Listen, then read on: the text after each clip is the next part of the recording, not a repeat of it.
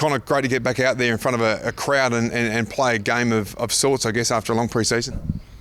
Yeah, it's obviously really good to have some fans back at training. It's been a while. We didn't have anyone last year, so it's nice to have some fans back at Alberton, and also nice to have our first proper hit out of the season. It was good.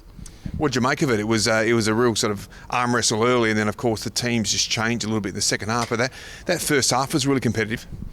Yeah, I think they went with a pretty mixed two teams in the first half, which is why it was probably pretty competitive. And we were pretty slick early on. The skills were up, and everyone was cracking in. So I think everyone was just really keen to have a proper game and have a proper hit out. So it was nice to get full game in, and we'll go from here.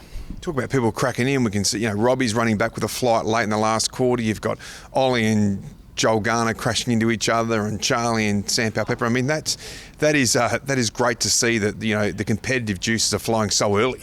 Yeah, it's definitely no love lost as soon as most of those boys get across the white line. It's everyone's playing for a spot at the moment. There's spots on the grab for round one, so everyone's trying to impress, and it's good to see. Obviously, everyone playing really competitive and not taking a backward step. 7 goals for you today. The only damage to your foot's probably leather poisoning, because last year you were having a few issues with your foot, but you're obviously feeling a little bit better now.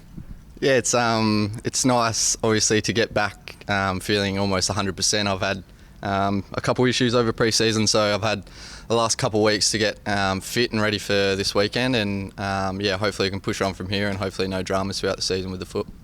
Tell us about some of the younger guys who are pushing for selection. We know a lot about your crop of draftees, but the Bergmans and Dylan Williams and so forth, and some of those younger boys coming through even from last year, like Ollie Lord, all showed promising signs today.